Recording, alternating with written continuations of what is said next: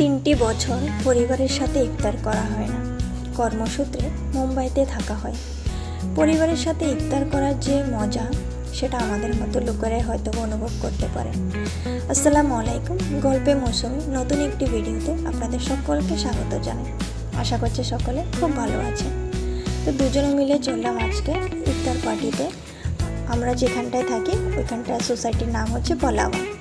তো পলাওয়া সোসাইটির তরফ থেকে এখানে ইফতার পার্টি আয়োজন করা হয়েছে। তো আমরা এখানে বেরিয়ে পড়লাম। এটা হচ্ছে ডাউনটাউন সোসাইটি, মানে আমাদের পাশের সোসাইটি। এত সুন্দর এই সোসাইটির পরিবেশ জানেন, মানে দেখে বাইরে যে অ্যাব্রোডে বিদেশে থাকে এমন সোসাইটির মতো দেখতে কিছুটা নয়, পুরোটাই। কারণ খুবই সুন্দর এখানকার পরিবেশ। এই দেখুন সূর্যটা কত সুন্দর লাগছে দূর থেকে। এই যে বড় বড় বিল্ডিংগুলো জানেন, এগুলো সব নিজেদের, অনেকেরা নিয়ে কিনে রেখেছে, আবার কেউ কেউ রেন্টেও থাকছে। এগুলো কোনো মল বা কোনো কিছু নেই। দেখুন যত সন্ধ্যা গড়িয়ে যাচ্ছে তত সূর্যটা আস্তে আস্তে ডুবছে। কি ভালো লাগছে তাই না? দেখুন রাস্তার এই পাশটায় কি সুন্দর চারিদিকে ফুল লাগিয়ে রেখেছে। এত পরিষ্কার পরিবেশ।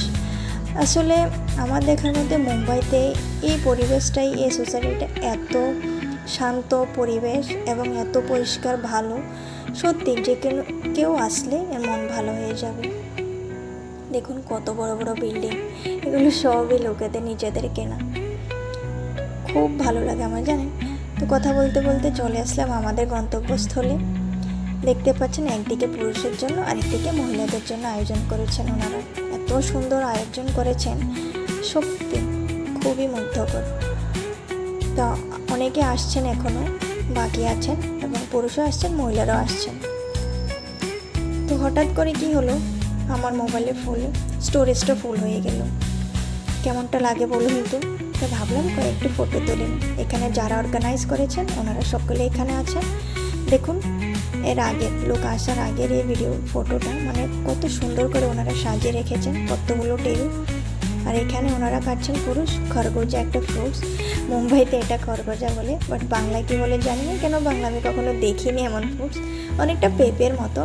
আর একদিকে মহিলারা খাচ্ছেন তরমুজ থেকে বিভিন্ন ধরনের ফ্রুটস।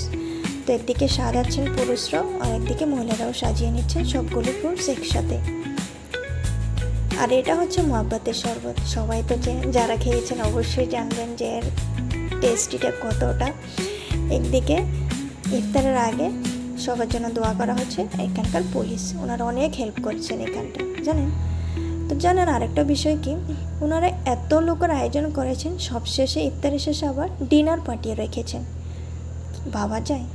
ভিডিওটা কেমন লাগলো অবশ্যই আমাকে জানাবেন। আল্লাহ হাফিজ।